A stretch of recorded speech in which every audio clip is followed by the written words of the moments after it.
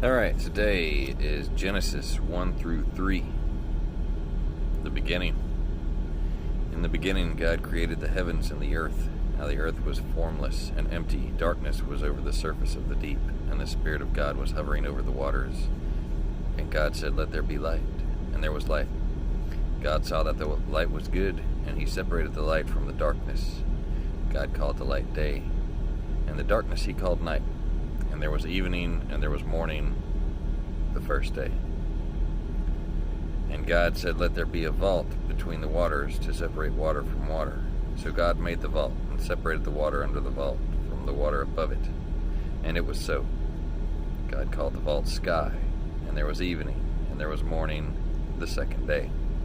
And God said, "Let the water under the sky be gathered to one place, and let dry ground appear." And it was so. God called the dry ground land, and the gathered waters he called seas. And God saw that it was good. Then God said, "Let the land produce vegetation, seed-bearing plants and trees on the land that bear fruit with seed in it, according to their various kinds." And it was so. The land produced vegetation, plants bearing seed according to the kinds of trees bearing fruit with seed in it according to their kinds. And God saw that it was good. And there was evening, and there was morning, the third day. And God said, "Let there be lights in the vault of the sky to separate the day from the night, and let them to serve as signs to mark sacred times and days and years. And let them be lights in the vault of the sky to give light on the earth." And it was so. God made two great lights, the greater light to govern the day, and the lesser light to govern the night.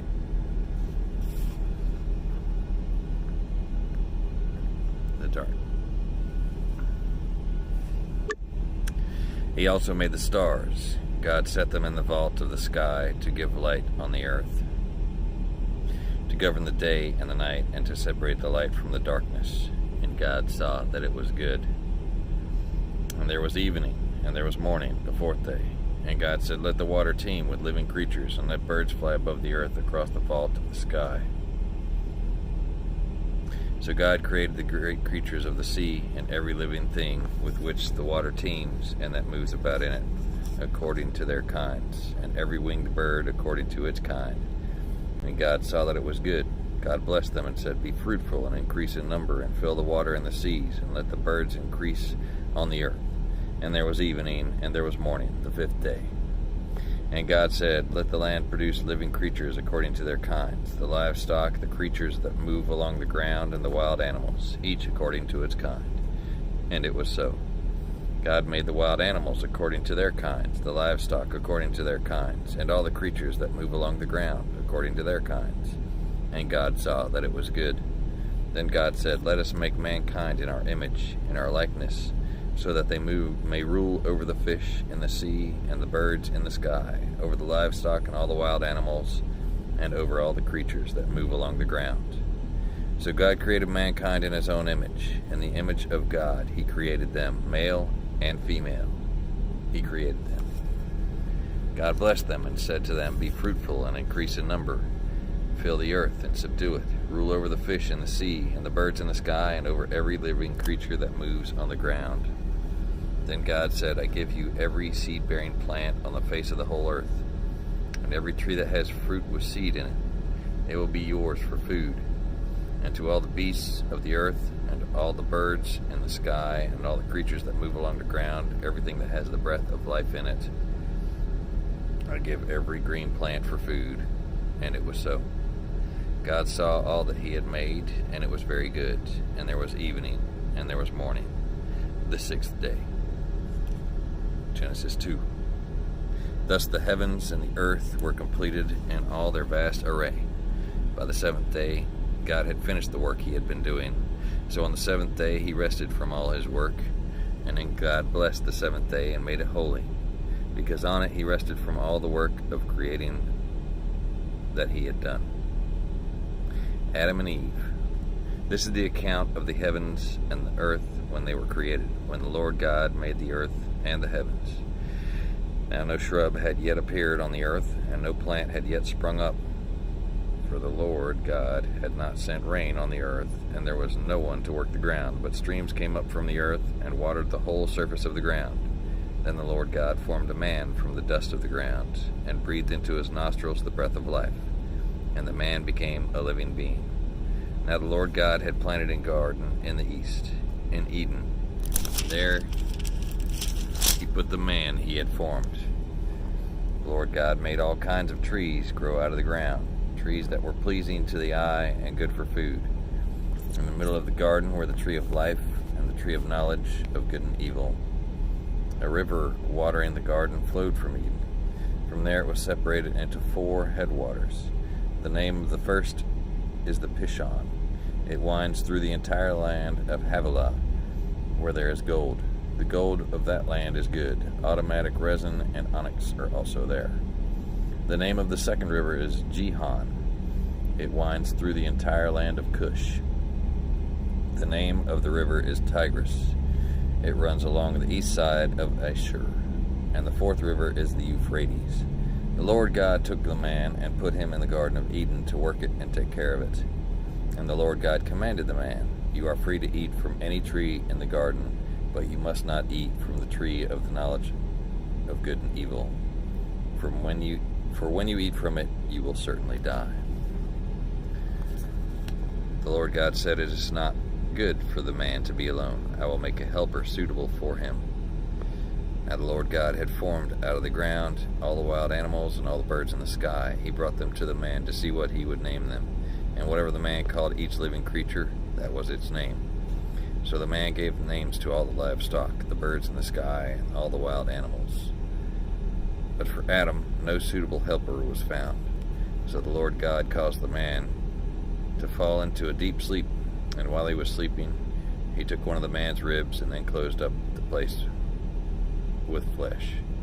And the Lord God made a woman from the rib he had taken out of the man, and he brought her to the man. The man said, This is now bone of my bones and flesh of my flesh. She shall be called woman, for she was taken out of a man. That is why a man leaves his father and mother and is united to his wife, and they become one flesh. Adam and his wife were both naked, and they felt no shame. Genesis 3, the fall. Now the serpent was more crafty than any of the wild animals the Lord had made. He said to the woman, "Did God really say you must not eat from any tree in the garden?" The woman said to the serpent, "We may eat fruit from the trees of the garden, but God did say you must not eat fruit from the tree that is in the middle of the garden. You must not touch it or you will die." "You will not certainly die," the serpent said to the woman, "for God knows that when you eat from it, your eyes will be opened and you will be like God, knowing good and evil." When the woman saw that the fruit of the tree was good for food and pleasing to the eye and also desirable for gaining wisdom, she took some and ate it. She also gave some to her husband who was with her, and he ate it. Then the eyes of both of them were opened, and they realized they were naked. So they sewed fig leaves together and made coverings for themselves. Then the man and his wife heard the sound of the Lord God as he was walking in the garden in the cool of the day. And they hid from the Lord God among the trees of the garden. But the Lord God called to the man, "Where are you?" He answered, "I heard you in the garden, and I was afraid because I was naked, so I hid." And he said, "Who told you that you were naked? Have you eaten from the tree that I commanded you not to eat from?" The man said, "The woman you put here with me, she gave me some fruit from the tree, and I ate it." Then the Lord God said to the woman, "What is this you have done?" The woman said, "The serpent deceived me, and I ate."